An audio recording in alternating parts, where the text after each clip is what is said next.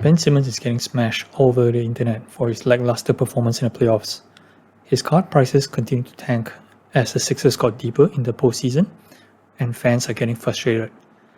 But what if I told you that everything in the last 7 months was an exact repeat of the previous season, which you could have cashed big on Simmons cards? And funny enough, I think it will happen again. Here's why. What's up YouTube, Card Boss here. We talk about everything cards, money, investing. Alright, let's go. Simmons was drafted first overall in 2016, but sat out his first season due to injury. In his second year, he edged out Jason Tatum to be Rookie of the Year and was named to the All-Rookie first team. He had another solid 2018-19 season, and the Sixers built a championship roster around him and Joel Embiid by adding Tobias Harris and Jimmy Butler. The new crew was awesome, but the Sixers got knocked out by Kawhi and his quadruple bounce miracle in Game 7 of the second round of the playoffs. In that offseason, unable to pay everyone, Sixers chose to retain Simmons and Harris, moving Butler to the Heat. The move surprised many, as Butler was clutch for the Sixers down the stretch, where Simmons was not. But the Sixers trusted the process and stuck with youth. Optimism coming into Simmons' technically third season was extremely high, and at one point, 538.com had him categorized as a potential MVP candidate. His popularity soared, and it can be seen in his card prices, escalating strongly in the start of the 2019-20 season. His stats in a COVID-shortened season was alright, but the Sixers were swept by the Celtics in the first round. Sixers retooled this season, hired Doc Rivers as their coach, and they charged to the top seed of the East, led mostly by the other MVP candidate in Embiid. Sixers' weaknesses in the clutch, particularly Simmons, were exposed in the second round against the Hawks, and who could forget this play? Sounds like all bad news, especially if you guys were investing in his cards, particularly his base prisms and prism silvers. But I'm going to share some data that's going to toss away whatever conventional investing theory you have on the NBA card market. I'm going to look at his premier rookie card, his Prism Silver PSA 10, and take you on a little journey. After the Sixers were defeated by Kawhi's dagger, Simmons opened the season with this new weapon. Sixers started the season blitzing, but while they were strong at home, they were very average on the road. Everyone was waiting for Simmons' full offensive arsenal to be unleashed, but he never came, even to the point where the season was put on ice. Then came the start of the bubble. Simmons, along with numerous other players, saw their card prices fire off. Simmons especially, given the buzz he generated before the pause of play.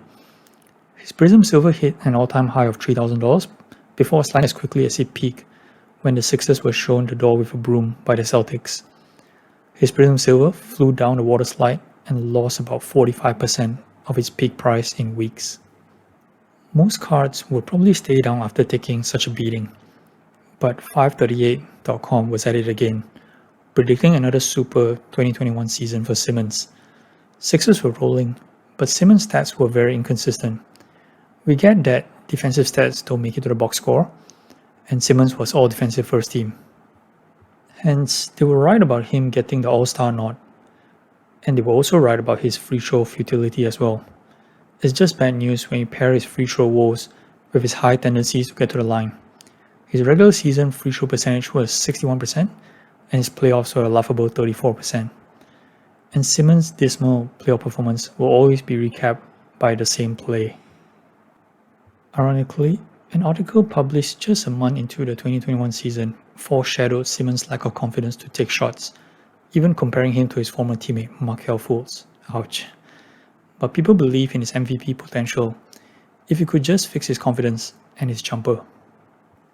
So once again, after his card prices inched upwards a little to the $2,000 mark, recovering a little from the previous slide, Simmons' weaknesses were exposed further as the regular season winded up, punishing his card prices as investors saw what was coming.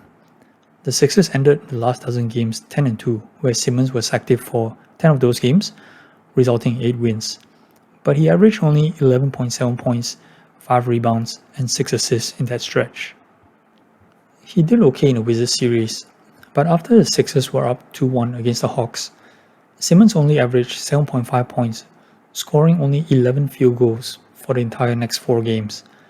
And after he decided to pass that open dunk, fans had enough, and the Prism Silver PSA 10s plummeted to the $800 range you see today. But if there is a takeaway from previous years, this won't stay low for long. There's a lot of buzz around Simmons lately, but I'll let you decide whether they are positive or negative.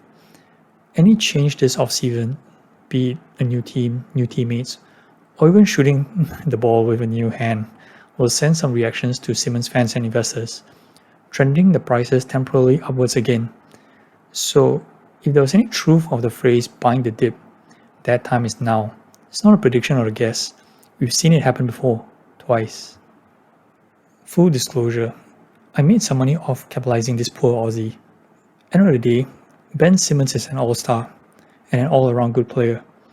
So when it comes to his cards, this might be the third and final chance for you to capitalize this trend before it transforms in the off-season to be the all-rounded superstar he's meant to be, or decides not to shoot a rock forever. So if you guys like this video and found it very useful, do like and subscribe for more content in the future. I will be putting up similar videos, so do watch out for that. Thanks and have a great day.